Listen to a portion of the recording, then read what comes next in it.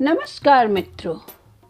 रीता सरकार सुभद्रा कुमारी चौहान की लिखी कहानी तांगे वाला प्रस्तुत कर रही है। गर्मी की लंबी छुट्टियां प्रारंभ हो चुकी थी। मेरे कुछ मित्रों ने इन गर्मियों की छुट्टियों में कश्मीर जाना तय किया था और इस प्रस्ताव को सबसे अधिक समर्थन मैंने दिया। हम लोग जाने की पूरी तैयारी कर चुके थे कि अचानक यात्रा के 2 दिन पहले मेरे एक मित्र रामकृष्ण का एक आवश्यक पत्र आया। इस पत्र के अनुसार मुझे अपनी कश्मीर यात्रा स्थगित करनी पड़ी। मैं अपने मित्र से मिलने उसके गांव की ओर चल पड़ा। जिस स्टेशन पर उतरना था, गाड़ी वहां दोपहर 1 बजे पहुंची। चिलचिलाती धूप, लू की लपट और कच्ची सड़क की धूल, मेरा गांव तक जाने का साहस न हुआ। मैंने सोचा शाम को जाना ही ठीक होगा। तांगे वाले कम थे और उतरने वाले और भी कम। तांगे वाले सवारी लेकर चल पड़े। खाली तांगे वाले भी चलने का उपक्रम कर रहे थे कि एक अच्छा सा तांगा घोड़ा देखकर उसे मैंने बुलाया। तांगे वाले ने आकर सलाम किया। मैंने कहा, देखो भाई, मुझे गांव जाना है, पर मैं अभी इस धूप में न जाऊंगा। शाम को 5 बजे के करीब जाऊंगा। तुम ठहरोगे? हाँ हुजूर, ठहरूंगा। किराया क्या होगा? हुजूर, जो आप खुशी से दे दें।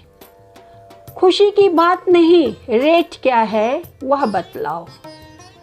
23 मील है ना हुजूर? आप दूसरों से पूछ लीजिए, 5 रुपए पूरे तांगे के होते हैं, फिर चाहे एक सवारी हो या 3।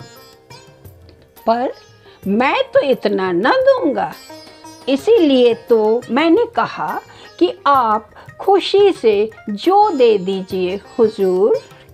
मैं उसे कुछ पैसे देकर वेटिंग रूम में चला गया। शाम के 6 बजे हम लोग खा पीकर और खाने का कुछ सामान साथ रखकर गांव की ओर रवाना हुए। वैसे तांगे वाला कहता था कि 23 मील 2 घंटे में खुशी से ले जा सकता है, पर स्टेशन से आगे 2 मील के बाद ही कच्ची सड़क प्रारंभ हो जाती है, इसलिए देर लगेगी। मोटे साहब से हम 4 घंटे बाद गांव पहुंचेंगे।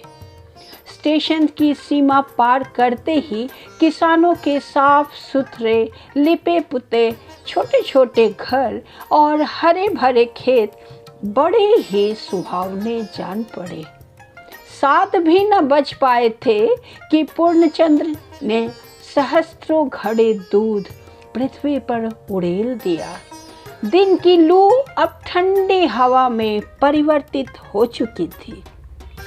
हम इस सुहावने दृश्य को देखकर मैदान में पहुंचे। अब रास्ते में दोनों ओर खाली मैदान था। दूर पर एक आध पेड़ निर्जन में ऐसा खड़ा था जैसे किसी की प्रतीक्षा कर रहा हो।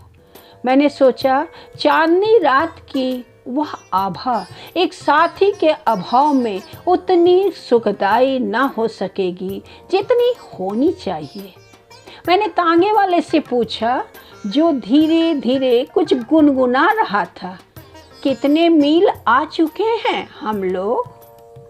अभी हुजूर कुल 7 मील ही तो आए हैं।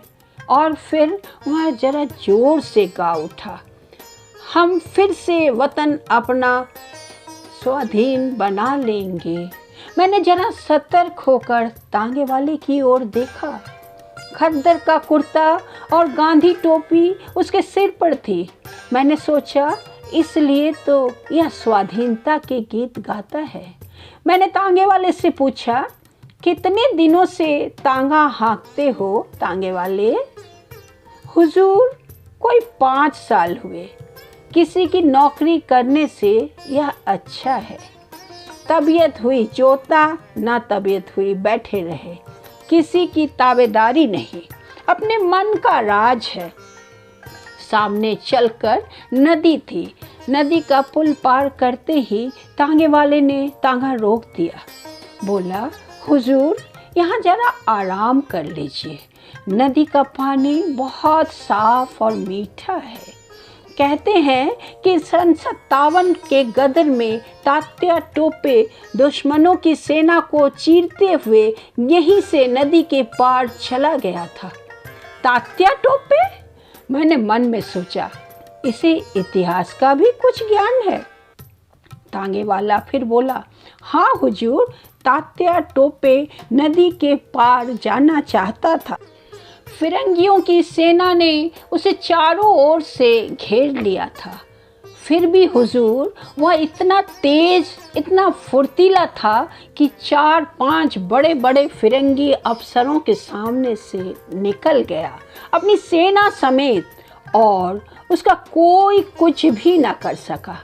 मुझे तांगे वाले के मुंह से इतिहास की कहानी बड़ी ही रोचक लगी। मैं जानता था कि आखिर इस तांगे वाले के मन में क्या है। मैं पूछा, फिर क्या हुआ? और मैं तांगे से उतरकर उसके पीछे पीछे चला। वह बोला, सन 57 के गदर में अगर हिंदुस्तानियों में एका होता तो पासा ही पलट जाता, पर तकदीर और फूट जो ना कराए सो थोड़ा। मौलवी अहमद शाह और तात्या टोपे सरीखे देशभक्त वीरों को भी हम ही में से धोखेबाज लोगों ने धोखा देकर दुश्मनों के हवाले कर दिया। खून खौल उठता है हुजूर, यह बात सोचकर। मैंने पूछा, तुम पढ़े लिखे हो? तांगे वाला उत्साह के साथ बोला, बहुत कम हुजूर, हिंदी अच्छी तरह पढ़ लिख लेता हूँ, अंग्रेजी भी थोड़ी जानता हूँ, पर हुजूर, जब से 57 के गदर का इतिहास पढ़ा और यह जाना कि फिरंगी कैसे आए और कैसे फैल गए सारे हिंदुस्तान में, यह जाना, तब से हुजूर बदले की भावना से रात दिन जलता रहता हूँ। सरकारी नौकरी इसीलिए नहीं की। मेरा बाप डीसी की अर्दली में था। मुझे वह जगह मिल रही थी, मैंने ठोकर मार दी। माँ बाप नाराज हो गए तो घर ही छोड़ दिया। तब से यहाँ हूँ, यह तांगा चलाता हूँ, पर तांगे पर भी किसी साले फिरंगी को बैठा कर तांगा ना हाँकूंगा। क्यों? फिरंगी को ना बैठाने की कसम क्यों खा ली है? सारे हिंदुस्तान में गदर के समय इन फिरंगियों ने क्या कम जुल्म किए थे? गांव के गांव जला दिए, औरतों को बेइज्जत किया, निरपराध लोगों को तोपों के मुंह में बांधकर उड़ा दिया। फिर सन 57 की दूर की बात जाने दीजिए, अभी की बात है, पंजाब में उन्होंने क्या कम किया है? जालियांवाले बाग को कौन भूल जाएगा? घाव ताजा है हुजूर, इन फिरंगियों को देखते ही उस पर नमक पड़ जाता है। इसलिए मैंने कसम खाई है, इन्हें तांगे पर कभी ना बिठाऊंगा।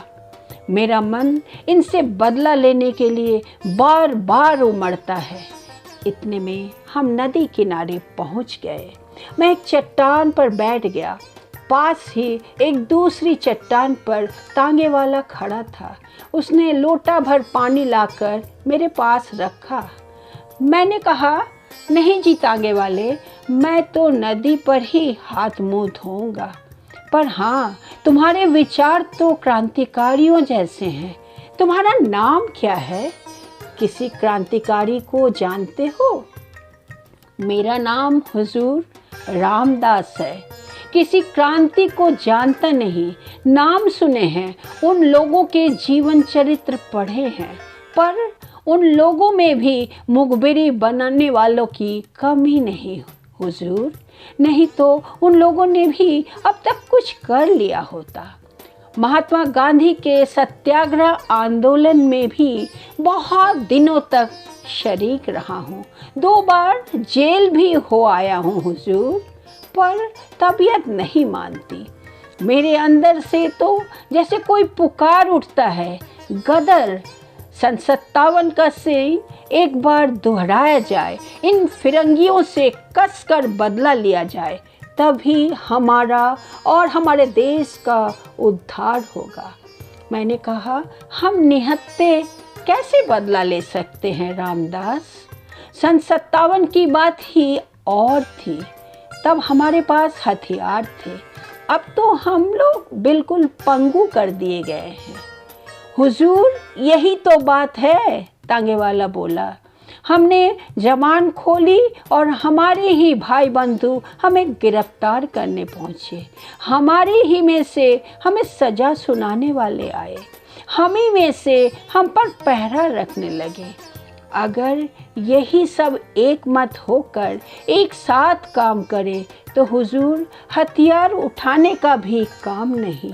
हमारा स्वराज्य हमारी मुट्ठी में जानिए। लेकिन 10 अगर सच्चे जी से काम करने को तैयार रहे तो 20 धोखा देने को तैयार रहेंगे। अगर हिंदुस्तानियों में एका ही होता तो क्या मुट्ठी भर विदेशी हम पर शासन कर सकते? तांगे वाले ने एक दीर्घ सांस ली और हम दोनों उठकर नदी में हाथ मुंह धोने लगे। इसी समय बड़े ही करुण स्वर में किसी के गाने की आवाज़ आई। हम गरीबों का खुदा नींद में सोया होगा, हम गरीबों का। थोड़ी देर बाद जिधर से गाने की आवाज़ आई थी उधर से बिलक बिलक कर रोने की आवाज़ आने लगी। मैं चौंक कर देखने लगा। तांगे वाले ने बतलाया, हुजूर, यह एक पगली है, कभी कभी इधर दिख जाती है और अक्सर रात के समय गाती है, कभी रोती है कभी हंसती है। कहते हैं सन 57 के गदर के समय सम्राट बहादुर शाह को जब कैद किया था और उनके शाहजादों को मार डाला था, तब उनके महल में कुछ बेगमें कीमती जेवर इत्यादि छीन लेने के बाद दर दर फिरने के लिए छोड़ दी गई थी। यह पगली उन्हीं में से कोई है। फटे कपड़े पर इस गरीबी में भी हुजूर, उसकी चाल, चितवन, बातचीत सब शाही ढंग का है। वह मामूली औरत नहीं जान पड़ती। मैंने तांगे वाले से कहा, तुम उस स्त्री को बुलाओ, मैं उससे बात करूँगा। तांगे वाला बोला, वह किसी से नहीं बोलती हुजूर, ना किसी की तरफ देखती है। कहाँ रहती है, क्या खाती पीती है, कोई नहीं जानता। कभी कभी यहीं नदी किनारे दिख जाती है।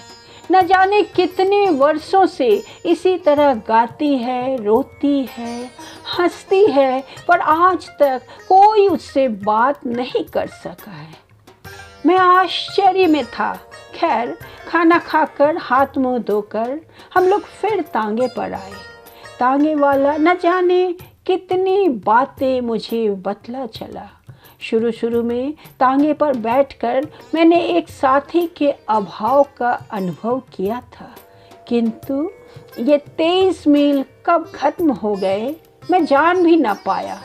गांव में पहुंचकर जब तांगे वाले ने मुझसे पूछा, यही गांव है, किसके मकान पर चलना है, तब मैंने जाना कि 23 मील की यात्रा समाप्त हो गई, परंतु स्वाधीनता की यात्रा तब भी जारी थी। धन्यवाद।